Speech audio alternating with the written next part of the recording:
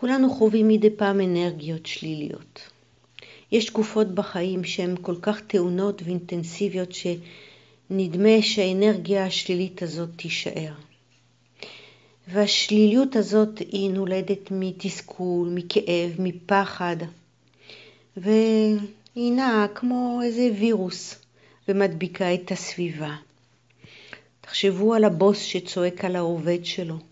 העובד סופג את האנרגיה השלילית ולוקח איתו את הביתה את אותה אנרגיה ומדביק את המשפחה וכך הלאה.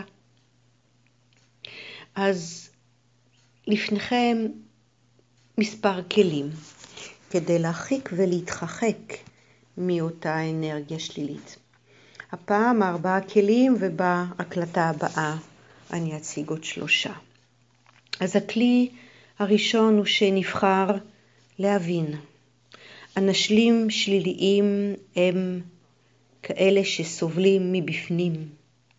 כאשר ההתנהגות השלילית היא בעצם שיקוף של תסכול, של עצב, של כעס, של מתח ושל קושי להתמודד עם רגשות.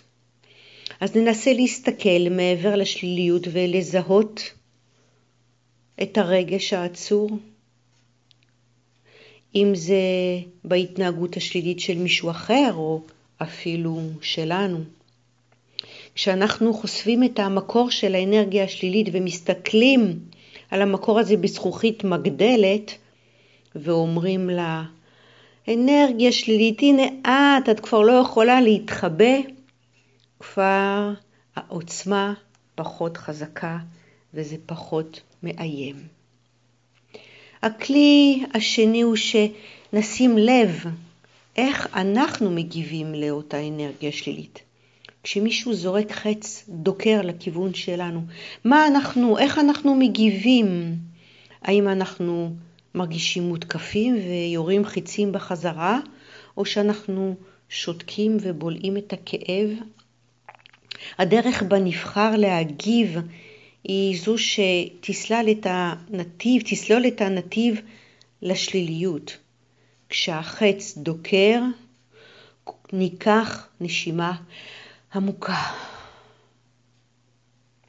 לאנרגיה השלילית ניתן איזשהו מרווח של נשימה. ואז היא מצטמצמת מבחינת העוצמה שלה. על ידי הנשימה העמוקה ומתן זמן לתגובה אחרת. אנחנו מפתחים מודעות לאותה אנרגיה שלילית ולא נותנים לה לנהל אותנו. תנו לאחרים לשקוע בשליליות של עצמם. תאפשרו את המקום הזה, זה לא מקום אגואיסטי או שלא אכפת. יש אנשים שפשוט צריכים את המרחב ואת הזמן להתבשל בתוך הכעס והתסכול, ואין שום דבר שנוכל לעשות או להגיד כדי לחלץ אותם. בטח אם הם לא פתוחים לקבל עזרה. זה כמו לבוא לחבר חולה שנח במיטה ומחכה שירד לו החום ולנסות להאיץ בהחלמה שלו. יותר מזה, זה לבקש ממנו שידביק אותנו במחלה שלו. למה זה טוב? כשאנשים נמצאים באנרגיה שלילית, כדאי פשוט להניח להם, כדי שיגיעו הם בעצמם לנקודת ההבנה בה הגיע הזמן לצאת מן הביצה.